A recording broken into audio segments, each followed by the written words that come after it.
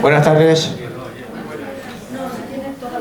Muchas gracias, como siempre, por acompañarnos a la Universidad Popular Carmen de Michelena para oír nuestra conferencia de hoy, que, como veis, lleva por título Viajes reales y viajes imaginarios para viejos aventureros. Para viajeros aventureros.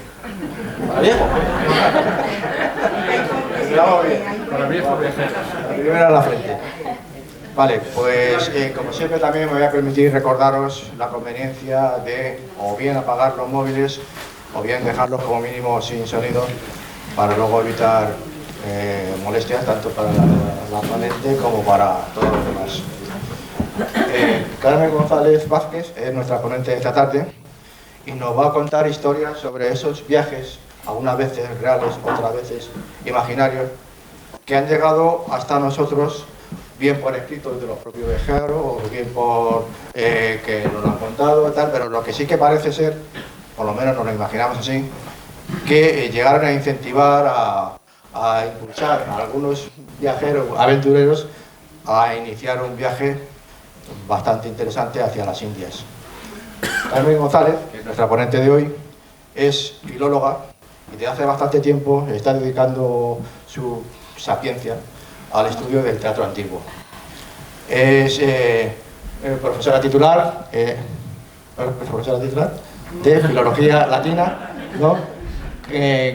Capacidad como catedrática catedrática. Yo tengo las dos cosas. Tengo en principio está acreditada entonces como catedrática en clásica. Yo la posición hace 3 años. Ah, mira, me queda antiguo. Ya me tocó Ni pasar acreditada todo. ni nada, catedrática con toda la de la ley en clásicas en la Universidad Autónoma de Madrid.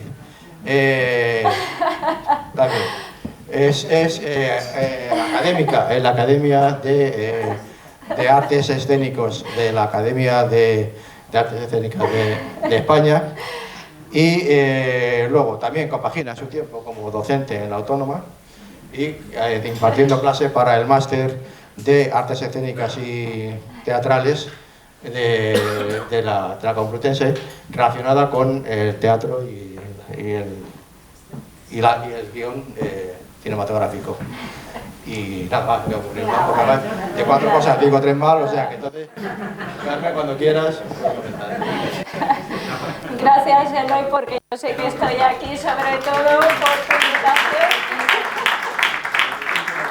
Bueno, me faltaba decir que esta también es la quinta conferencia que nos vas a regalar. Nos hablaste sobre Medea, luego sobre Lisístrata, tanto como el llanto tal y como Mujeres contra la guerra, y la última, muy interesante, sobre el teatro y la radio. Entonces, con más motivo. Muchas gracias. Nada, yo sé que estoy aquí sobre todo por el afecto de mis convecinos y de la Universidad Popular. Y lo que quería traer hoy a esta primera charla, ¿no?, que inaugura lo que va a ser otro fructífero año 2024 de la Universidad Popular gracias a vuestra dedicación y a vuestro trabajo, es el tema del viaje. ¿Y por qué lo llamamos viajes reales y viajes imaginarios? Porque, como intentaré ir desentrañando en esta fría tarde y en la que intentaré sobre todo no aburrir, lo que quiero ver es cómo se va entrelazando lo imaginario dentro de lo real, ya desde la antigüedad. Nosotros estamos acostumbrados a que alguien se va de viaje, luego nos enseña sus fotos al llegar a casa, o se va a vivir fuera y nos cuenta lo bien que le ha ido fuera o lo bien que le va fuera, en los viajes que ha hecho, las cosas estupendas que ha visto, lo bien que ha comido, lo maravilloso que es todo. Poca gente conoceremos que se haya ido de viaje y cuando ha vuelto ha dicho un bendito desastre, no vuelva a salir de mi casa. También los hay, también los hay. Pero lo general es que el relato, que cuando nos desplazamos de nuestra rutina doméstica, es que supone un esfuerzo, ¿no? De un esfuerzo físico, un esfuerzo emocional y un esfuerzo económico, pues que cuando volvamos siempre seamos personas de éxito en nuestro viaje. Pues esto es así ya desde la antigüedad, y un poco esta charla viene en este sentido, ¿no? Sobre todo es de eso de lo que quiero hablar, para que veamos cómo de alguna manera esto se ha ido metiendo en nuestro ADN contemporáneo, pero que viene de muy antiguo. Está claro que se puede viajar con el cuerpo o durante el confinamiento, si lo recordáis, ha habido muchas personas que se hacían viajes en su cuarto de baño, se ponían música de Hawái, unas burbujitas, agua caliente y ya estaban en Hawái o en cualquier isla exótica, ¿no? Recordamos muchos ejemplos de estos de carácter cómico, de carácter evasivo, en la que de alguna manera el ser humano expresaba su necesidad de salir, pero nadie ponía ejemplos de me he ido a trabajar a la mina 8 horas, qué bien estoy, y con una foto, ¿no? o de tipo laboral. Todas eran, digamos, de carácter escapista, ¿no? Porque de alguna manera el viaje también va referenciado a ese escapismo, a esa parte lúdica, a esa parte de curiosidad, a esa parte de aprendizaje, a esa parte de conocimiento de otras cosas, de otras personas, de otros mundos, otras civilizaciones, otras costumbres que de alguna manera nos nutren el alma, ¿no? Y esa es la diferencia, pues, entre un viajero y un turista. Por eso esta charla se habla de viajeros, no de turistas, al estilo, pues voy, me bajo, hago la foto, me vuelvo a subir al autobús, no se trata de eso, ¿no? También se hacen viajes de carácter virtual, ¿no? Cuando uno se pone a navegar por la red, en algo tan contemporáneo y tan tecnológico como es Internet, hemos trasladado la noción de viaje a esa acción de carácter cotidiano, e incluso se nos pueden ir las horas navegando por Internet. De hecho, los internautas, nauta es un término griego que lo que significa es marinero. Es la misma base, por ejemplo, de navegación. Por tanto, nos convertimos en navegadores, y así se llama a los programas, ¿no? El navegador, que nos permite transitar también virtualmente a través de ese mundo digital que se escapa a nuestra fisicidad actual, ¿no? Vemos, por tanto, cómo desde las dos primeras obras de Occidente, que son la Ilíada y la Odisea, que curiosamente empiezan con dos viajes, ¿no? La idea del movimiento, del viaje, de la interlocución con otros, está presente en nuestra civilización occidental, y cuando se han abierto nuevas experiencias, en este caso de carácter digital, se vuelve a tomar como referencia esos dos viajes, esos viajes homéricos, ¿no? Pero esta vez, pues, para buscar en los navegadores lo que cada uno necesite.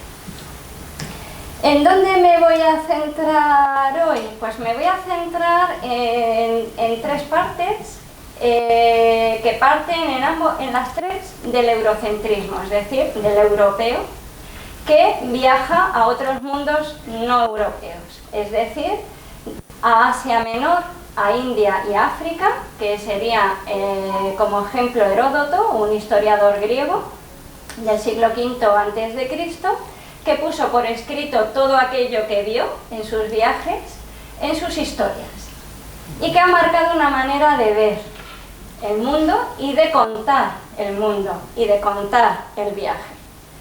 Luego, los viajes medievales desde Europa hacia Mongolia, ¿no? Con toda la ruta de la seda, etc. En el siglo XIII me centraré en Fray Juan de Pian del Carpine y en Fray Guillermo de Rubruck.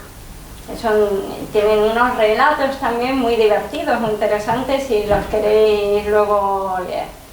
Y, como no, el viaje a las Indias, ¿no? El descubrimiento del Nuevo Mundo y su relato por parte de Alessandro Geraldini, que era que fue, de hecho, el primer obispo que tomó posesión físicamente, es decir, que hizo el viaje, trasladó su cuerpo a su pesar, porque no quería ir, pero lo obligaron a ir desde Europa hasta las Indias para tomar posesión de la sede episcopal. Entonces vamos ya a ir empezando, ¿no? ¿Cuáles son los géneros en los que ellos escriben? Pues en primer lugar tenemos, todos son historias, ¿de acuerdo? Porque todos cuentan historias, pero en unos casos tiene la idea de relatarlo en forma de informe, porque son informes como embajadores de un protector, en la que se trata de tener una visión muy objetiva, muy palaciega de lo que se está viendo. En otro caso, es el de Geraldini, es el diario de viaje, es decir, yo salgo de Sevilla, llego a Santo Domingo y voy a ir contando en un diario de viaje todo aquello que voy viendo. Y en otro caso, como ya he dicho antes, es el de Heródoto, que propiamente escribe historia, género historiográfico, en el que su hilo conductor, como veis ahí, son las personas, que es lo que a él más le interesa, a las que somete las acciones y componentes. Y así lo dice: esta es la exposición del resultado de las investigaciones de Heródoto de Halicarnaso para evitar que con el tiempo los hechos humanos queden en el olvido y que las notables y singulares empresas queden sin realce, en la certeza de que el bienestar humano nunca es permanente. Haré mención de unas y otras por igual, con una intención de que lo que él ve no solo contarlo, sino que perdure, y de hecho ha perdurado pues ya 26 siglos. Los contextos históricos, como ya he dicho antes, tenemos a los griegos, ¿no? Siglo V a.C., la Grecia clásica, un siglo turbulento, difícil, porque hay una guerra de carácter internacional entre los pueblos panhelénicos, entre Grecia y lo que ellos consideran los bárbaros de Asia, Jerjes, Darío, etc. Por tanto, lo que Heródoto ya va a contar es cómo son los otros, cómo es mi enemigo, cómo son aquellos que me quieren invadir. Y el punto de referencia es el yo, en Grecia. Entonces, si yo hago esto así, ¿cómo lo hacen los otros? Digamos, esa es la idea que hay a la hora de narrar, a la hora de mirar, diríamos. Luego, Grecia como eje central, por supuesto, respecto de otras zonas de lo reconocido, no solo ya de los enemigos bárbaros, es decir, Grecia respecto del continente africano, y en concreto los dos grandes lugares, como no pueden ser de otra manera, Etiopía, cuna de la civilización también en su momento, y Egipto, que dio lugar evidentemente a otra gran civilización. Luego, lo que le interesa ya son las guerras entre los pueblos, es decir, la parte negativa del ser humano, y todo ello para contarle a los griegos la alteridad, cómo es el otro, para evitar precisamente ese egocentrismo o etnocentrismo ático. ¿Bien? Luego nos vamos al siglo XIII, al medievo, una época apasionante también, en la que Occidente sigue peleándose con los bárbaros siglos después, en este caso con los tártaros, ¿no? Gengis Khan o Genghis Khan, el gran imperio tártaro, cuya última invasión, que casi llegó a las puertas a las puertas del centro de Europa, fue en el año 1241. Es una situación, vemos, similar en cuestión de guerras y de sucesos a la del siglo V a.C. Y ahí tenemos otra vez el etnocentrismo, no ya desde Grecia, sino desde las coaliciones de los nuevos estados políticos europeos, cada uno con sus complejidades y dificultades, ¿no? Con las potencias. ¿Qué es lo que dicen los frailes? Pues que el gran problema es la desunión entre los distintos poderes europeos para afrontar un problema que tenemos ya en el corazón de Europa. Entonces, voy a contar cómo son los tártaros para que reaccionéis y podáis tomar decisiones eficaces para no acabar invadidos otra vez por los bárbaros. ¿Cómo se hace? Por medio del conocimiento del otro. Volvemos otra vez a la alteridad. Tomar decisiones a partir de conocimiento claro, eficaz y bien contado, porque va a ser la manera de tomar decisiones que se ajusten a la realidad del otro, no solo a la nuestra. Y ya de paso, porque aprovechamos y evangelizamos, porque ya que voy, pues lo cuento, ¿no? Estamos en la época medieval, cuestión que no teníamos, por ejemplo, en el caso de Heródoto. Y avanzamos un poquito más, nos vamos a finales del siglo XV, principios del XVI, van a celebrarse ahora en marzo el 5º aniversario del fallecimiento de Alessandro Geraldini, que nos trae a la corte, porque él fue confesor de Isabel, su hermano fue confesor de Isabel la Católica, y él fue confesor de las hijas de Isabel II, perdón, de Isabel la Católica, de Isabel I. Es decir, es una persona muy allegada a la corte de los reyes católicos, aunque era de nacimiento italiano, y que, según él, la decisión final de Isabel se debió a que en la reunión de Salamanca él levantó la mano y dijo sí, hay que apoyar el viaje a las Indias. Entonces la reina lo escuchó y dijo, pues venga, adelante, patrocino las Indias. No es verdad, porque salvo que él lo dice, pero en ninguna otra fuente eso se ha transmitido. Por tanto, pues ya que lo cuento, aprovecho, ¿no?, para enfatizar mi importancia dentro del proceso. ¿Qué nos va a contar? Ya no es hacia Asia, sino nos vamos hacia lo que hoy es América Latina, y es el encuentro de la alteridad con los indígenas, que están siendo conquistados, acaban de ser conquistados, y es un documento muy interesante porque es de los documentos más tempranos que tenemos del descubrimiento de América. Además, por supuesto, como es obispo, tiene la misión de la evangelización también. Esos son los tres contextos en los que nos vamos a mover. Y a pesar de que son tres contextos, digamos, muy distintos y separados en el tiempo, hay coincidencias en los relatos, ¿de acuerdo? La primera coincidencia, que es muy llamativa, es la equiparación entre los tártaros con los bárbaros de Heródoto, con Jerjes y todo eso. Es decir, que ya se establece una línea temporal que equipara, aunque son civilizaciones distintas, equiparan lo que es lo geopolítico con el suceso histórico y con la ubicación geográfica del viaje. Por tanto, ¿qué es lo que hacen los medievales? Para empezar, identificar a los tártaros con los escitas, pueblo del que hablan del que habla Heródoto, y dice: los escitas dominaron Asia por espacio de 28 años y todo lo asolaron con su brutalidad e imprevisión, ya que exigían a cada pueblo el tributo que le imponían, y además del tributo, en sus correrías saqueaban las posesiones de todo el mundo. Por tanto, llegan los medievales, van a hablar de los tártaros, ergo los descendientes de los escitas.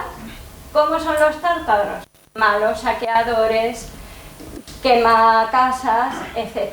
De manera que lo que cuenta un primero sobre un pueblo al que se ha viajado, si me interesa, lo van a mantener en el relato el resto de escritores. Y eso se mantiene, aunque hemos puesto estos tres ejemplos, época antigua, medieval y del descubrimiento de América. Es un sistema de escritura que se va manteniendo en general en el tiempo.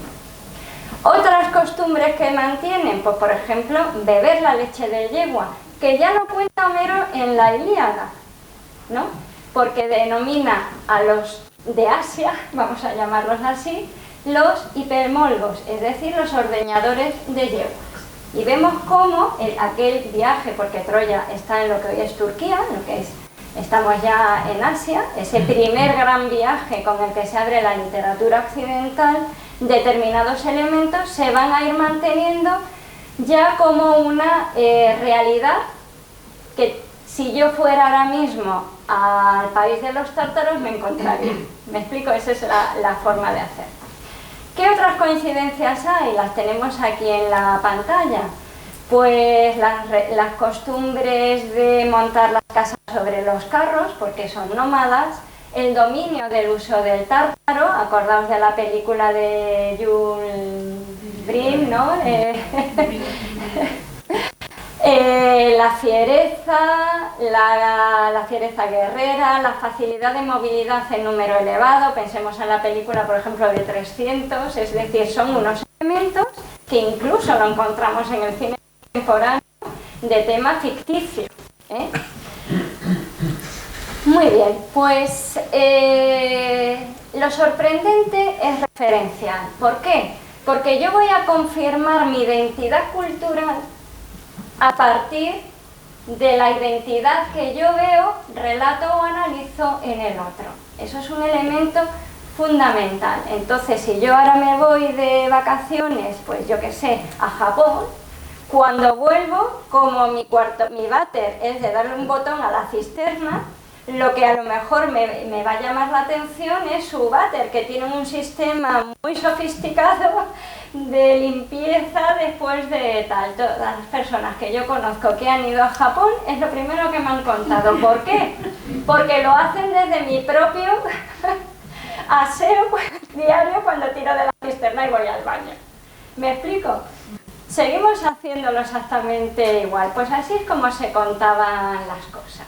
Cosas admirables, como tienen los cuartos de baño los japoneses, entraría dentro de los mirabilia, de las cuestiones admirables, las cosas que me llaman la atención cuando voy a otro sitio, para bien o para mal. No que sean imposibles o falsas o productos de la imaginación, es que te dejan con la boca abierta, son admirables, dignas de relatar, de que yo me tomé el tiempo, porque incluso me han mandado fotografías de los cuartos de baño japoneses. ¿Vale? Muy bien. Ahora bien, ahí entra la subjetividad del que narra, dentro de esa admiración, y por tanto es muy sutil la frontera entre lo creíble y lo increíble, y entre lo verdadero o falso, lo verdadero y lo imaginario, que es lo que Heródoto llama zaumata, las cosas que te dejan con la boca abierta. No voy a entrar en ello, hay cosas que a él le dejaban con la boca abierta que parecían invención suya y luego científicos naturistas han ratificado que esos animales existían, por ejemplo, ¿no? Es decir, que no siempre se tiene el conocimiento para determinar que algo que te deja admirado es verdadero o falso. Bien, pues vamos a lo que es el viaje imaginario. Entendido el viaje, la palabra imaginario desde lo que significa en latín, porque ya sabéis que no pierdo oportunidad de soltar la etimología de turno en griego y en latín. Tiene que ver con la palabra imago, que da imagen, pero que su significado desde el indoeuropeo significa copiar. Eso es una imagen, por eso tengo fotocopias, que son copias a través de la luz. Por tanto, los viajes imaginarios se pueden entender esa noción de imagen, que ahora con las redes sociales es lo que tenemos fundamentalmente, son las imágenes que el viajero experiencial ve, le asombra, las cuenta y las copia para otros, porque copia lo que ve. Una estatua, un animal, un edificio, una persona con determinados atributos. Por tanto, la imagen entra por los sentidos. Otro nivel un poco más avanzado, pero que es sincrónico, se hace a la vez, son las imágenes que se describen o narran en un relato, es decir, cuando la imagen se convierte en un objeto literario por sí mismo, que serían las narraciones históricas. Y las imágenes, según las recibimos, quienes no hemos recibido esa vivencia, es decir, yo me tengo que creer la imagen del váter japonés en la medida en que mi amiga me ha explicado cómo funciona. Y si os fijáis, ahora es muy frecuente que ya se mandan vídeos, no solo ya la imagen. Para que tú me creas lo que yo te estoy contando, lo voy a grabar. Y ahí está el éxito de TikTok, por ejemplo, ¿no? Y de otras redes sociales. Muy breve, yo te mando la imagen para que lo que tú recibas y aceptes sea exactamente lo que yo veo y te estoy mandando. Pero claro, en los periodos en los que nos estamos moviendo no había esas posibilidades. Por tanto, la recepción de esa información era y es desigual, ya lo iremos viendo. Son muy interesantes este tipo de imágenes porque es lo que sustenta y fomenta la literatura, puesto que es la manera de ponerlo por escrito y que juega mucho con la imaginación del lector. Es lo que ha dado lugar a Harry Potter, es lo que ha dado lugar a tantas obras de literatura juvenil que se basan en este procedimiento, ¿no? La Guerra de las Galaxias, etc. Y tantísimas otras.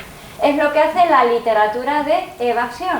Y me vuelvo al latinajo, el verbo vado, por eso se pone vado permanente, porque no se puede poner el pie delante nunca, ¿no? Eso es lo que significa vado, andar, caminar. La literatura de evasión es la que te permite salirte ya de donde estás, es el auténtico viaje imaginario. Centremos un poco lo que es la referencialidad, ¿no? Los Mirabilia como relato icónico y la fuerza de la imagen para marcar que eso no es imaginación, sino que es verídico. Y de que, por tanto, lo que estoy contando es verdad. Por eso, deliberadamente, he dejado fuera lo que son obras de literatura, es decir, lo que entenderíamos hoy como obras de evasión, y he elegido tres géneros: la embajada, el diario de viaje y la historiografía, que son relatos en prosa y en principio no ficticios. ¿Cómo se hace este relato? Se hace desde el yo narrador, que tiene una función de carácter informativa, contar lo que estoy encontrándome porque viajo y tú no, formativa, para que aprendas, y emotiva, es decir, que eso te mueva por delante y no te aburra. Desde el punto de vista del objeto relatado, que sería el viaje en sí mismo, son los hechos consignados.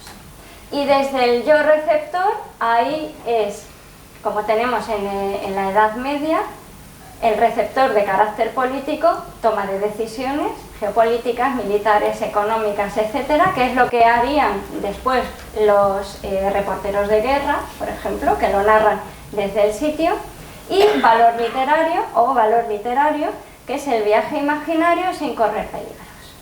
Lo que llamaríamos hoy, y está tan en boga, la realidad virtual, videojuegos, etc. Vamos ahora, para ir avanzando un poco más, en latín mirabilia, que es las cosas que yo admiro, frente a los adinata, que son las cosas imposibles, pero que también existen. Lo admirable frente a lo posible. Todas ellas están juntas en los relatos de viaje. No hay distinción. Ponerlo en la categoría de que esto me admira o esto es imposible, pero me lo creo, es una línea que ya depende del lector, porque el escritor lo cuenta por igual. Ahora lo iremos viendo. ¿Qué es lo que hacen los autores? Por muy increíble que parezca, me va a contar la fuente. La fuente pueden ser los propios sentidos. Esto es así porque lo he visto, esto es así porque lo he probado, porque lo he comido, porque lo he bebido, porque lo he tocado, o esto es así porque me lo dijo el chamán del lugar, que es la autoridad del sitio. ¿Qué función tienen todos estos ejemplos, todas estas anécdotas en el relato? Pues evidentemente es la parte más chula, es la parte que dinamiza el relato, es la que permite transmitir la mirada curiosa del viajero, es lo que a mí hace que me den ganas de ir a Japón. El sushi, nunca he probado uno como ese. No, lo que hay en España, eso no, sushi. La auténtica comida japonesa es un sabor que... Entonces, voy a ir y lo voy a probar. Voy a sentarme en ese váter, el mismo que mi amiga. ¿Me explico? Voy a coger el tren bala 100 veces más rápido que el AVE, porque me lo han contado, lo han vivido, lo han experienciado. Al mismo tiempo, los Mirabilia permiten transmitir el sabor erudito del viajero, porque como ya he comentado antes, no solo cuento lo de los tártaros, sino es que yo me he leído a Heródoto y por tanto sé la vinculación entre un tártaro y un escita, porque soy muy culta y me he leído a Heródoto y por tanto aprovecho para hacer ostentación de toda mi sapiencia. Y la parte más bonita, que es la de transmitir la psique del viajero y de quien recibe al viajero, es decir, los que dan hospedaje, los que cuando uno está muy cansado llega y te da agua o te da comida, o a lo mejor no, es decir, es la parte emocional del relato, que tiene como función en el lector que te traslade al momento en que están ocurriendo esos hechos, ¿no? Entonces vamos a hacer un repaso de los pueblos maravillosos y otros relatos de Mirabilia que encontramos, ¿no? Para empezar, los hiperbóreos, ¿no? Que son un pueblo situado al norte de la Tierra, de acuerdo con el mapa de Ptolomeo.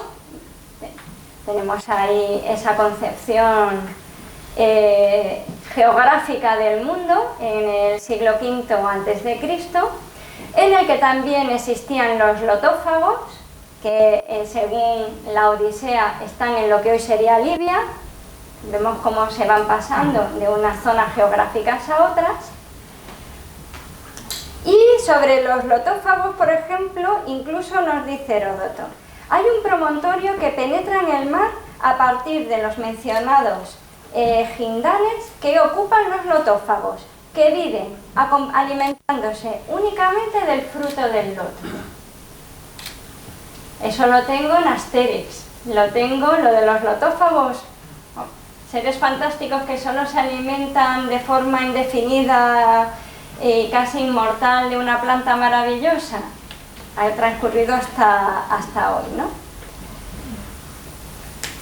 Vamos a continuar, porque vamos ya listo de hora. La comida, por ejemplo, la ingesta de langostas. Eso nos lo cuenta Heródoto. Dice: lindan hacia el oeste los nasamones, un pueblo muy importante. También cazan langostas. Después de dejarlas secar al sol, la trituran y las polvorean sobre la leche, bebiéndosela acto seguido. El paso de los siglos ha demostrado que efectivamente en África, cuando hay además epidemias de langostas como insectos gigantes, ha sido una fuente además muy nutricional durante siglos. Por tanto, aquí vemos un ejemplo de algo admirable, que a un griego que comía aceitunas, pan y carne en los días de guardar, poco más, el leer, comen langostas con leche, es una cosa completamente casi imposible. Por eso decía que en el relato lo imposible con lo maravilloso es una fina línea que depende del momento de lectura y también del lector, ¿no? Pero es que luego otra vez nos volveremos a encontrar en la Edad Media que Fray Juan, que no va hacia África, recordemos, va hacia encontrarse con los tártaros, también hace referencia a las langostas como alimento de los tártaros, y son habituales las referencias en Asia Menor. Porque así lo cuenta Plinio, que es otro historiador, es un naturalista romano. Por tanto, ¿comían de verdad los tártaros langostas? ¿Podría serlo? Pues oye, si lo comen los lotófagos el loto y los otros en África comen langosta, pues los escitas también, o los partos también, y pues ya puesto los tártaros también. ¿Vale? Así es como va a ir funcionando el sistema. Claro, sexo, matrimonio y mujeres. ¿Cómo me voy de viaje y no hablo de esto, no? Dice Heródoto: cada hombre suele tener varias esposas, pero copulan con las mujeres a discreción. Es que son los bárbaros. ¿De acuerdo? Y además los persas en concreto, para los griegos eran la sofisticación, el lujo, el refinamiento y demás, ¿no? Ante un lugar cualquiera plantan un bastón y yacen la que sea. Y cuando un nasamón se casa por primera vez, la costumbre establece que durante la primera noche la novia pase por las manos de todos los convidados y que se entregue a ellos. Y cada uno de los invitados, cuando a la mujer se le ha entregado, le da entonces el regalo que al efecto ha traído de su casa. O sea, el regalo de bodas es después de este rito, ¿no? La copulación a discreción, curiosamente, es otro de los elementos que en los otros viajes se van a seguir manteniendo, ¿no? Por ejemplo, sexo y matrimonio en Babilonia. Las bellas y con buen tipo se van pronto, las feas esperan hasta 4 años. No hay manera de casarlas, ¿no? Bueno, no os voy a ir leyendo cada uno de los textos. Milagros, seguimos en Heródoto, ¿no? Las cosas que él ve yo pongo como milagros, él simplemente lo refiere como otra cosa admirable. El hijo sordomudo de Creso. Creso tenía un hijo dotado de todas las cualidades, pero mudo. Creso lo había intentado todo por él. Al ser tomada la plaza, un persa, sin reconocer a Creso, iba hacia él con ánimo de darle muerte. Creso no había tomado precaución alguna ni le importaba lo más mínimo morir bajo sus golpes. Para eso era un rey. Sin embargo, su hijo, el mudo en cuestión, al ver atacar al persa, presa de angustiosa zozobra, rompió a hablar y exclamó: «Soldado, no mates a Creso, a mi padre, con el que llevo sin hablar toda la vida, porque me lo ha pedido». Esas fueron pues sus primeras palabras y en lo sucesivo ya pudo hablar durante toda su vida, ¿no? Otro ejemplo que nos cuenta Heródoto y que va a ser la base del cuento del rey Midas, ya lo reconocéis, ¿no? Decisiones increíbles a propuestas imaginativas. Los lidios le dicen a Ciro: «Majestad», el rey de los persas, «Majestad, concede el perdón a los lidios y para que ni se subleven ni supongan un peligro para ti, imponles las siguientes medidas. Prohíbeles que pongan armas de guerra. Ordénales que vistan túnicas bajo sus mantos y que calcen coturnos, es decir, que vistan a la manera persa. Y mándales que enseñen a sus hijos a tocar la cítara, a cantar y a comerciar. Pronto, majestad, los verás convertidos de hombres en mujeres». Y entonces Ciro aprobó gustoso la sugerencia, remitió su enojo y le dijo que seguiría su consejo. Una magnífica forma de finalizar una guerra. Ponemos a los hombres a cantar y a aprender música y se acaba la violencia, las ganas de guerrear y hay paz durante años. Normal que luego en el siglo XIII se diga a los reyes europeos: hay otras posibilidades de resolver los temas. ¿De acuerdo? Todo esto nos lo va contando Heródoto, en el que se añade también la antropobilia o humanos imposibles, ¿no? Los escitas, otra vez, porque eran los guerreros más fieros, que eran los arimaspos, es decir, hombres de un único ojo, que roban oro a los grifos. Es una forma de remitirnos a la Ilíada. Es decir, el propio Heródoto hace ostentación de su conocimiento de Homero. Por ejemplo, los argipeos que nacen calvos y que se ha identificado posteriormente con los mongoles de la zona del Turquestán, que se rapaban la cabeza. hombres con pezuñas de cabra y otros que duermen durante 6 meses consecutivos.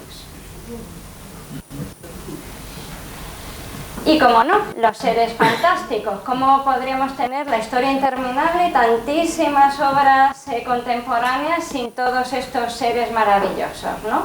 Los cinocéfalos, humanos con cabeza de perro. Los blemios, que no tienen cabeza y con los ojos en el pecho. Asnos con cuernos, mezclados con animales verdaderos, de los que también hablan. Es decir, se habla en la misma identidad de un elefante que de un blemio. Porque todo lo veían. Características fisiológicas asombrosas que iba viendo Heródoto en sus viajes, ¿no? La de los etíopes y la de los indios. Con este dato nos vamos a quedar porque luego volveremos sobre él. El semen es del mismo color que la piel. Claro, se lo estamos contando a un continente de blancos. Pero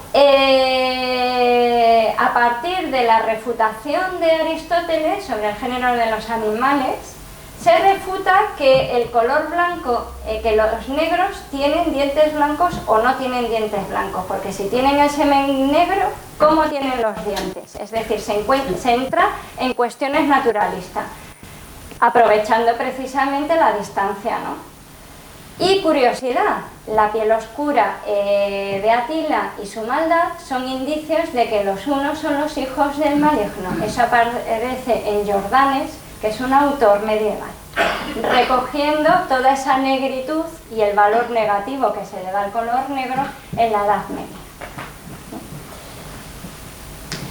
Las amazonas, como no, las amazonas las tenemos en el mundo griego. De ellas hablan, por supuesto, Heródoto, ¿no? Que dedica mucho relato a las amazonas, y dice: ninguna doncella se casa antes de haber matado a un enemigo, y algunas llegan a viejas sin haberse casado por no haber podido cumplir esa ley. Los escitas llaman a las amazonas eórpata, matadoras de hombres, porque eor en escita significa hombre y pata significa matar. No tenemos el escita, ningún documento en escita, se puede reconstruir desde el indoeuropeo, pero vamos, ¿esto es verdad o no es verdad? Pues nos lo creemos porque queda muy bien en una amazona. Las etimologías populares, las falsas etimologías, va a ser otro elemento que vamos a ir encontrando también, ¿eh? Y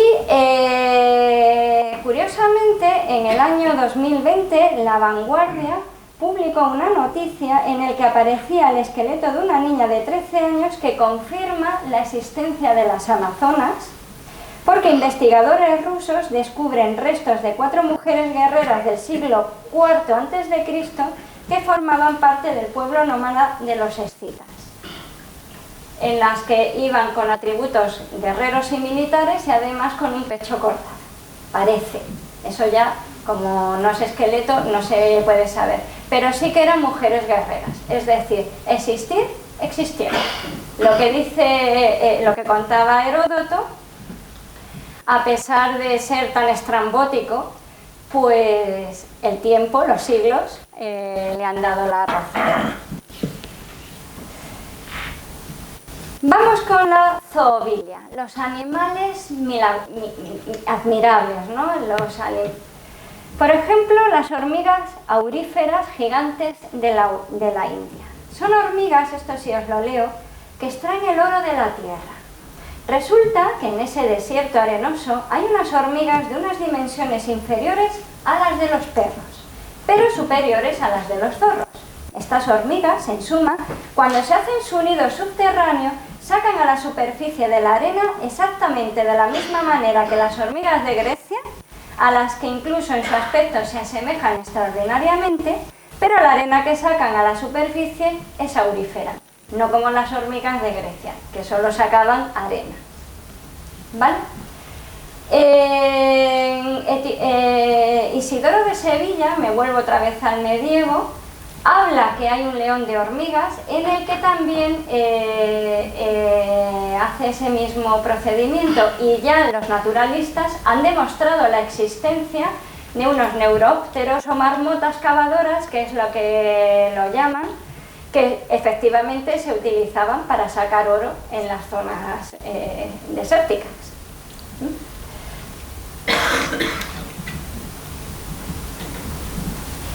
Otro ejemplo, las serpientes aladas en Arabia.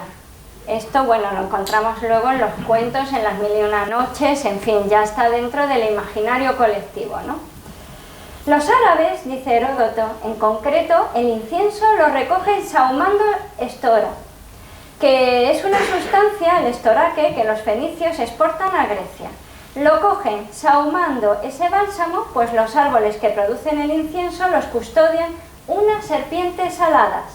Alrededor de cada árbol hay gran cantidad de ellas, de pequeño tamaño, de piel moteada, y se trata de los mismos ofidios que invaden Egipto. Los árabes aseguran también que toda la tierra se llenaría de esas serpientes si no les sucediera el mismo tipo de percance que, según tengo entendido, les ocurre a las víboras. Es decir, que otros más grandes se la comen, ¿no? También tenemos a los grifos, animal mitológico, protectores del oro, que se ubican en la zona oriental de Libia. Son las serpientes gigantes, se dan los serpientes gigantes, los leones, los elefantes, los osos, las áspides, los asnos cornudos, que luego dará pie al unicornio, ¿no? Los seres con cabeza de perro y los seres sin cabeza, que al menos tienen los ojos en el pecho, y por supuesto los grifos. Damos un salto para no entretenernos mucho y vemos cómo todo esto se transmite en ese viaje a Mongolia, otra vez a Asia, por parte de los frailes. Voy a utilizar la traducción de Juan Gil, la traducción del latín de la historia de los mongolos, que es súper entretenido, que recomiendo si hay algún aficionado a la historia que lo lea, está en Alianza Editorial, en la que se relata durante el viaje que hizo durante 2 años y medio, a la edad entonces de 63 años, y bajo las órdenes del Papa Inocencio IV, al que debía llevarle una carta relatándole exactamente lo que decían los tártaros respecto de su propuesta en concreto al Papa, ¿no? Ahí veis, no me voy a entretener para que veáis que el viaje fue efectivo y además está documentado y pone las fechas, ¿no? Con su viaje y su visita cuando programaron a Guyuk como el Gran Khan en la época. Hay mapas en los que se va viendo las jornadas que tuvo y cuánto tiempo estuvo en cada uno de los sitios, pero vámonos a qué es lo que vio y qué es lo que contó. Las cosas escritas más arriba las hemos dicho y referido solo a fuer de hombres que las han visto y oído. Igual que Heródoto, solo escribe, solo cuenta lo que es verdad. Fray Guillermo de Rubruck, que escribió el libro En demanda del Gran Khan, que también fue a visitar al Gran Khan, más o menos en el siglo XIII, también hace un viaje, esta vez no con intención política, sino evangelizadora, porque le tiene que llevar a Sartaq la carta del rey Luis IX de Francia, San Luis, ¿no? Los San Luises, que le permite transitar por Tartaria, en más o menos en la que le combina: oímos decir en tierra sarta que vuestro señor Sartaq era cristiano. Entonces, como hemos oído eso, aquí vengo, porque soy un evangelizador. Ante esta noticia sintieron gran júbilo los cristianos y en especial San Luis, el señor rey cristianísimo de los franceses. Por ello, voy a presencia de Sartaq y le llevo una carta de mi señor rey, en la cual le habla del común interés de toda la cristiandad. Oye, Tártaro, dado que tú, Gran Khan, eres cristiano, mi rey francés es cristiano, pues nos juntamos y no peleamos. Y resolvemos este problemilla de guerras que tenemos. Es una misión evangelizadora por un lado y también vemos de carácter político, ¿no? Son viajes con una finalidad. El último al que me voy a referir, del que ya he hablado antes, es de Alessandro Geraldini, que tiene también una vertiente política y una vertiente evangelizadora. No vamos a entrar ahora en las tensiones que hay entre el papado correspondiente, tanto en el medievo como en esta época, y los reyes de turno. Por tanto, como Alessandro Geraldini estaba comisionado por los reyes católicos para llegar a Santo Domingo y tomar posesión, pero al mismo tiempo estaba comisionado por el Papa para fundar allí la primera iglesia, de hecho la primera catedral, y está allí enterrado, ya hay un conflicto de intereses entre lo civil y lo religioso, que tienen en común la parte económica. Y este es nuestro obispo, y con eso coge el barco, ¿de acuerdo?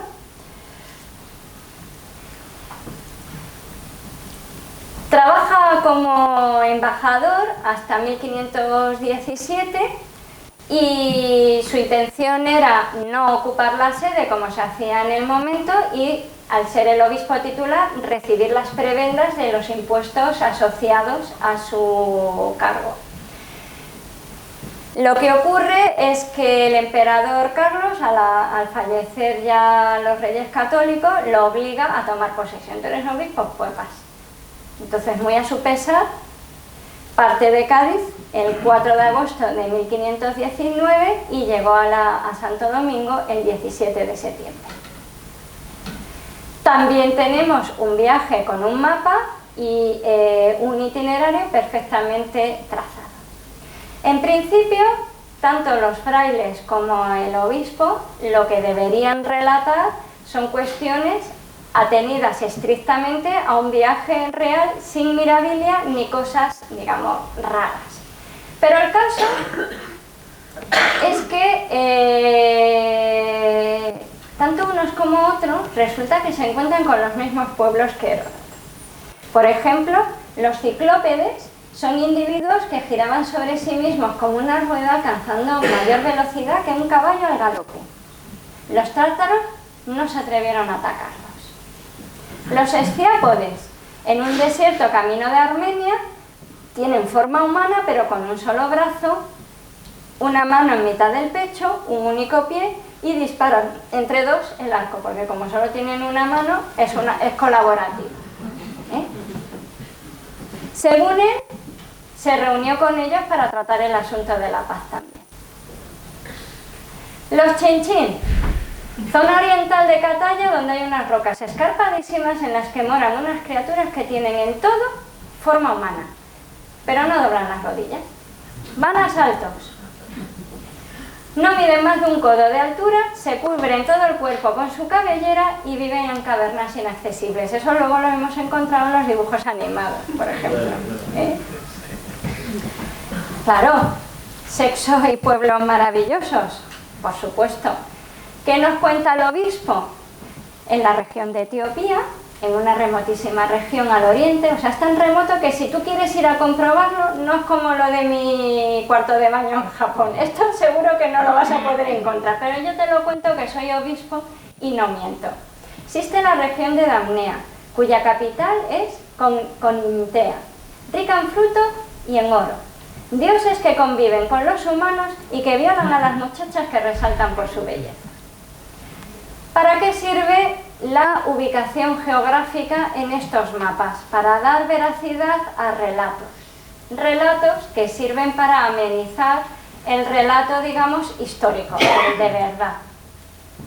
Como cuando nos cuentas, si fuimos a un bar, me pusieron un ron añejo de hace 50 años, 3 euros al cambio. ¿No? De eso nos han contado. Ese tipo de anécdotas que se ubican en espacio y en tiempo tienen esa función de entretenimiento. Me voy otra vez con Geraldini, los onozoneos. Un pueblo en el que gobiernan las mujeres y además nos ha relatado exactamente cómo gobiernan ellas, cómo es la organización. Magnífica, por supuesto. ¿Quiénes se encargan de las tareas del hogar? Solamente ellos, porque ellas están para pensar y para mandar. Porque ellos son tan inútiles que se han dado cuenta con el paso de los años de que lo mejor es, si ella es la lista, pues que ella piense. Si ellos tienen la fuerza bruta, pues que ellos ejecuten. Viven en la zona tórrida, que hace mucho calor, y es la explicación que él da a los europeos. Como hace tantísimo calor, por eso pasa eso. No te preocupes, que eso en España no va a pasar. Ni en Italia. Porque están en la zona tórrida, donde hace muchísimo calor. Y el hombre con tanto calor se atora. Por tanto, pues que limpie. Son 3 páginas de relato, la verdad que magnífica. No me voy a hacer autopublicidad, pero os lo digo. La traducción la he hecho yo del latín al español y está accesible si queréis leer el relato. Tiene unas partes aburridísimas, que son las partes de viaje en bajada para tomar posesión, pero luego tiene otras partes divertidísimas, o sea que podéis ir leyéndolo y saltando, ¿no? Los onozoneos, nos cuenta Geraldini. A 1800 millas de la Tierra Barbacina, ¿veis cómo siempre es igual la ubicación espacial, la ubicación geográfica? Gobiernan las mujeres y los varones están encantados de estar al servicio total de las mujeres. ¿No me creéis? Es que hay una inscripción grabada en una elevadísima torre de mármol donde se recogen las explicaciones de la reina Inseena Maida. Nuestros varones son unos libidinosos, unos vagos, crueles, sin fortaleza, sin decoro. No valen para nada, para la administración del Estado. No valen para manejar armas, inconstantes, infieles. Eso sí, son robustos y sirven para cargar peso. ¿Les apetece? Y si no obedecen, es decir, si no les apetece, reciben latigazos. Es decir, ellas no son como las amazonas de Heródoto y que también aparecen en los relatos medievales. Ellas nos habrían matado. Las de los onozoneos dicen, ¿para qué los voy a matar si pueden limpiar y cargarme cosas? Bueno, ¿no? Más prácticos todavía. Vemos la geografía maravillosa. En la corte de Mangu, dirección Karakorum. Lo único digno de admiración, nos cuenta Rubruk, que había visto era que a la ida siempre se sube y nunca se baja. Todo cuesta arriba, como en Vigo. En efecto, todos los ríos corren de oriente a occidente, ya en línea recta, ya en oblicua, pero todo para arriba. Él ha pasado por allí y lo ha visto. Negros que parecen bestias en la geografía ignota. Ya vemos otra vez que el color de la piel para los eurocentristas es algo muy llamativo, ¿no? Y que cuando se llega a las Indias, donde el color de los indios no es el color esperable porque no son las mismas indias, luego se darán cuenta de ello, sirve para que haya diferencia en el relato de Geraldini, que en teoría pasa por toda África y describe toda África, aunque nunca puso el pie por allí. Es un relato totalmente erudito, no pasó por allí. De hecho, lo contó, lo escribió en su barco, con su biblioteca, iba cogiendo de aquí y de allá, y así traza el viaje por África, viaje inexistente. La diferencia entre los negros conocidos, que son los de Etiopía y Egipto, que ya nos los contó Heródoto, y los negros de los pueblos nuevos. En ese océano, os resumo, ¿no?, hay muchas islas habitadas por gente negra. Cuando aparecieron sus habitantes parecían unas bestias totalmente, salvo porque tenían rostro humano. Recordemos que estamos en una época en la que la esclavitud va a estar rápidamente a la orden del día. Además de eso, hay que certificar la falsedad de los pueblos maravillosos gracias al viaje. Yo, como he ido, os puedo decir, este no existe, el de los anazaneos sí, pero los otros no. Por ejemplo, los endriagos no existen. Procuré informarme sobre los endriagos y los hombres monstruosos de los que hablan San Isidoro y Solino, los autores anteriores. Y los preguntados me contestaron que nunca habían visto tales prodigios, de lo cual me admiro si dicen la verdad. Rubruk. Por tanto, veis cómo Rubruk me cuenta algo que parece imposible, los ríos cuesta arriba, esos pueblos que se han encontrado maravillosos, pero de otros que fuentes anteriores decían que existían, yo como estoy aquí, esos no existen. Me contaban una cosa verdadera a la que yo no doy crédito, y es que más allá de Cataia, dice Rubruk, hay una provincia en la cual todo hombre que entre continúa teniendo la edad que tenía cuando entró, sea esta cuando fuere. Que entro con 50 me quedo con 50, que entro con 40 me quedo con 40, que entro con 90, ahí te quedaste. Es la edad dorada y el mito del eterno retorno, que también está entre los tártaros. El endriago. Lo encontraremos en el Quijote, ¿sabes? El endriago es un monstruo cruce de hombre, de hidra y de dragón, que se caracteriza por una gran estatura, ligerencia de movimientos y condición bestial. Pero vamos otra vez con la comida y la bebida. Dice Fray Juan, hablando ya de los tártaros, constituye su alimento todo aquello que sea comestible, lo cual es un principio básico, digo yo, de alimentación. Inclusive carne humana, canibalismo, placenta de yegua, piojos y ratones. Pues para visto. Claro, esto lo van a recibir, vuelvo a recordar, los europeos del siglo XIII. ¿Qué pensarán ellos de los tártaros? En la tierra de Buritabet había antropofagia de los muertos. Cuenta la anécdota en la que ellos se depilan cada pelo y por eso siempre llevan un hierro en la mano. Por eso son muy repulsivos. Van continuamente, ahora debo decir que está de moda el afeitarse el cráneo. Ya lo hacían los tártaros.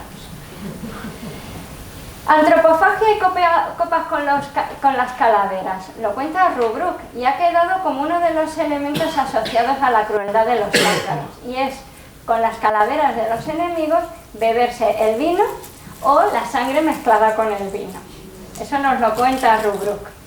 O la glotonería, que también aparece en todas las películas y demás. Cuando el señor va a beber, se toca la bandurria. Entonces se estiran las orejas para ensanchar el gaznote y beber con más cantidad, poder beber y que les quepa más cantidad. Vamos con el tema del canibalismo, ya estoy terminando, para el tema de los caribes, es decir, de los indígenas del Nuevo Mundo con los que se encuentra Geraldine. Y ya hemos visto el canibalismo de los tártaros, de una parte de los tártaros que nos cuentan los frailes medievales. La explicación se basa, por parte de Geraldine, para darle una explicación, en el mito de la Atlántida, de Platón, que él ubica en esa isla de los Caribes donde se practica el canibalismo, a diferencia de los otros indígenas que no son caníbales. Porque esa isla, la Atlántida, que es mayor que Europa y Asia, dista 800 millas de la ciudad de Santo Domingo. Es una explicación racional de dos elementos. El mito de la Atlántida, que da por cierto porque es Platón, como buen erudito, y por otro lado, dar una explicación de cómo llega a un sitio, que es que se están comiendo gente, y lo estoy viendo. Por tanto, ¿qué costumbres me maravillan a mí como receptora de estos relatos? Por supuesto, lo de las labores domésticas, que también las cuenta Fray Juan entre los tártaros, ¿vale? Ellos jamás lavan la ropa porque dicen que Dios se irrita y truena. Es más, azotan a las mujeres que la lavan. Y nunca friegan los platos. O sea, esto de frotarse va a acabar, lo tenían claro los tártaros. ¿Veis cómo hay elementos que se van repitiendo? El casamiento. Allí nadie tiene esposa, si no, la compra. Por lo que algunas doncellas llegan a la boda ya te ayuditas, porque si eres muy fea y no te han comprado, pues ahí te quedas. Lo que nosotros decimos para vestir santos, o decíamos, ¿no? Impuestos. Eso a mí también me ha llamado la atención del relato y por eso cojo y lo cuento. Cuando muere alguien, lo lloran dando grandes alaridos. Entonces los familiares quedan libres de impuestos y no pagan tributos durante un año. Mi duda es, ¿los alaridos son de pena porque has fallecido o de alegría porque no pagas Hacienda en un año? Bien, costumbres que maravillaban a los franciscanos. Ya estoy terminando, de verdad, ¿eh?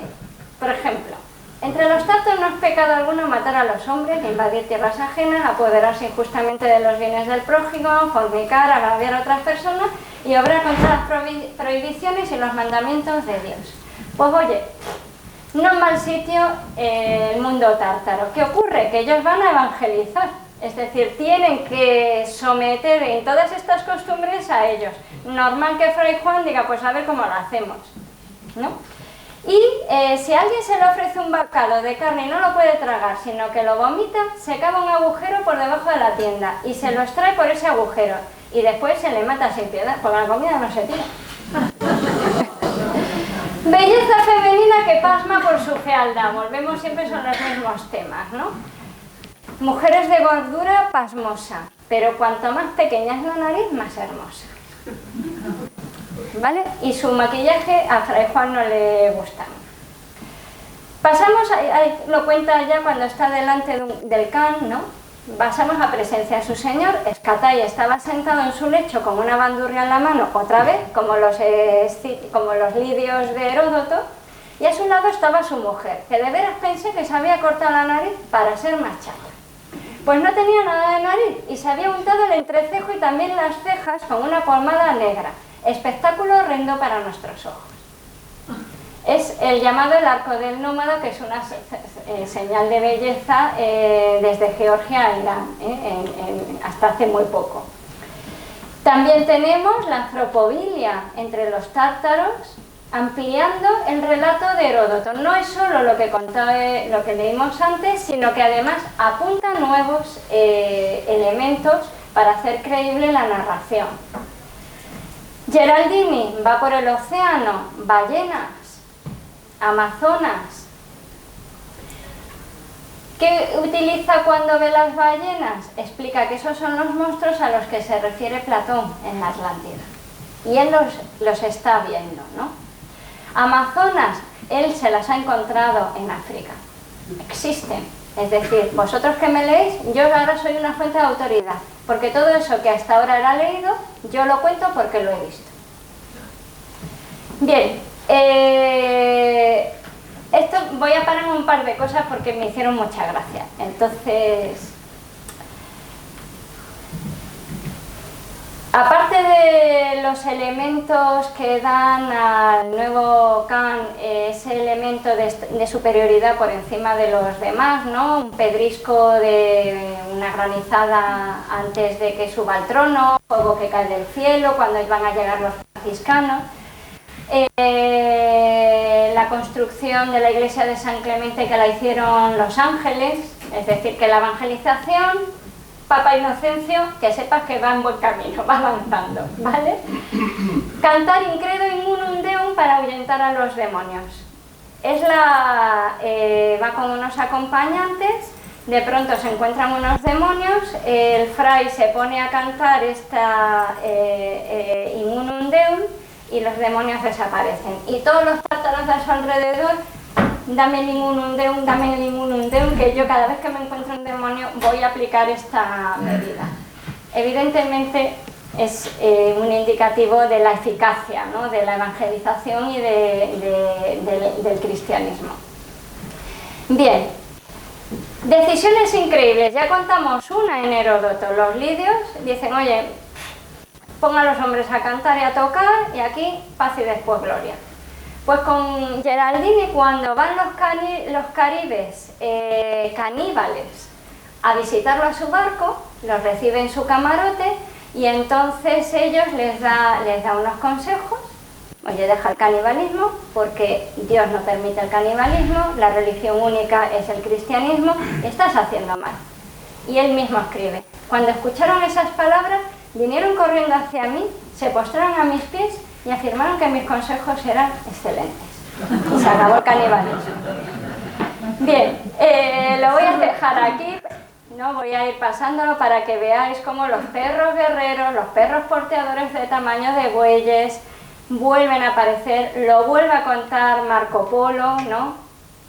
Los monstruos marinos, ¿no? Con las serpientes aladas que reptan desde el mar, las serpientes de Asia que lo envenenan todo, ¿no? Pero los habitantes con solo mirarlas las hipnotizan y entonces problema resuelto. Nos lleva ya al final, que ya os dije que estaba terminando. El relato del viaje real en el que se introducen elementos imaginarios es tan antiguo pues, como desde el siglo VIII a.C., al menos en la civilización occidental.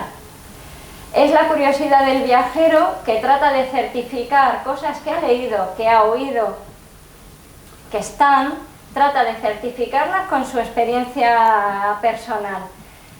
Al mismo tiempo, la manera en que relata las cosas que al viajero le resultan admirables puede ser a su vez una cosa imposible para el que la recibe, pero que en cualquier caso tiene una función dinamizadora del relato que hace que hasta la actualidad, hasta el siglo XXI, en películas, series de dibujos animados, videojuegos, etcétera, la manera de narrar mezcle esos elementos, los elementos objetivos, diríamos, históricos, los sucesos, con otros elementos de carácter más anecdótico o más naturalistas, de antropología, de curiosidades, etcétera, que se combinan creando una visión única que hace del viaje, al final, incluso aunque se vaya en grupo, una experiencia única, ¿no? Porque cada uno lo que ve y lo que recibe es subjetivo, incluso dentro del objetivo, que lo hace especial. Y eso era lo que quería un poco contaros, para no hablar de lo de siempre.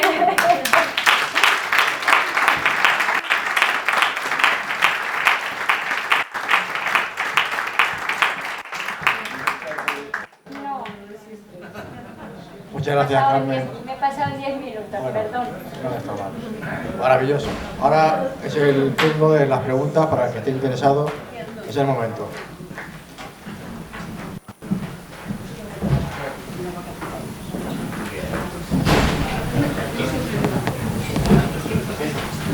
A ver, bueno, muchas gracias, Carmen, por esto de viaje maravilloso. Vamos a ver. Hay otro mundo de ficción. Tú has situado la deriva o la descendencia de Heródoto. Hay otro mundo de ficción que se mezcla también lo maravilloso con lo real, que procede del rey Arturo y los caballeros de la Traba Redonda y tal también, que se desarrolla en las novelas de caballerías y que alimenta los sueños de los viajes que los españoles o los conquistadores españoles llevaron a América, ¿no? Y que explica que se llame Patagonia a una región tomada de una novela de caballerías, la tierra de los Patagones, o California, que también existía en una novela antes de existir en la realidad, ¿no? Esa mezcla de lo real y lo maravilloso que ha dado lugar, decía García Márquez, al realismo mágico. Hablaba García Márquez de que cuando le dieron el premio Nobel, que el realismo mágico lo habían descubierto, lo habían inventado los cronistas de Indias, cuando contaban con parámetros europeos las realidades americanas, ¿no? Pero es fantástica esa mezcla, ¿no? Porque hubo un momento durante la Edad Media que se hablaba de las tierras del Preste Juan, que parece coincidir con Etiopía o algo así. Había una lejana idea de que había un reino cristiano al otro lado del mundo musulmán, pero eso que tenía una parte de verdad, produjo esa aventura tan tremenda del rey Don Sebastián, que quiso atravesar África para llegar a las tierras del Preste Juan y desapareció en Marruecos con todo su ejército, ¿no? Es decir, cómo estas leyendas o estas aventuras se mezclaron con la realidad, ¿eh? Sí. Y sobre todo quería preguntarte de qué manera se mezclan estas dos tradiciones, la que viene del mundo clásico y la que viene del rey Arturo y de los caballeros de la tabla redonda y de este mundo, ese otro mundo, que también es muy parecido, ¿no? Sí, el relato del Preste Juan está en todos los relatos, en los dos que he contado de los viajes a Mongolia, ¿no? Detrás del Genghis Khan. También en parte tienen la intención, esos viajes, de encontrar el lugar al que hace referencia el Preste Juan. Es otra vertiente en la que aparece, por eso que decimos de que el relato viajero sirve para autentificar elementos que son de leyenda, vamos a decirlo así. En la leyenda artúrica encontramos los elementos que aparecen en Heródoto, con todo lo de zoofilia, lugares mágicos, ya para empezar la espada, la Excalibur, que tiene también un elemento de leyenda mágico histórico, etc. Entonces, esa es la manera de narrar. Lo que es curioso y llama la atención es que, dejando de lado lo que sería literatura de ficción, entendiéndolo como ficción, ¿vale? Pues no he querido entrar en ello, por eso he dejado la Odisea o la Ilíada y demás. Lo que es curioso es que el viaje es una forma de certificar como fuente de autoridad para demostrar que no es ficción, lo que aparece en otros relatos que podrían ser ficticios, y para certificar aquellas cosas de gente que no volvió de ese viaje, que eso también lo encontramos en los relatos de Indias, por ejemplo, lo encontramos también luego en las cruzadas, que también podríamos hablar de ahí. Lo encontramos y leemos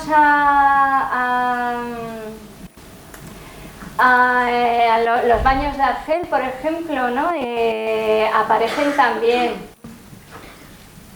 Es decir, la manera de escribir mezclando distintos niveles de composición, es decir, la imagen, por eso me he parado mucho en el término imagen, la imagen con la experiencia sensorial, física, la experiencia subjetiva, lo que estoy viendo y lo que me han contado, bien porque lo he leído, se va entremezclando todo, servido a unos propósitos muy concretos. Entonces, Gracias, Carlos. ¿Alguna otra pregunta? Sí, yo.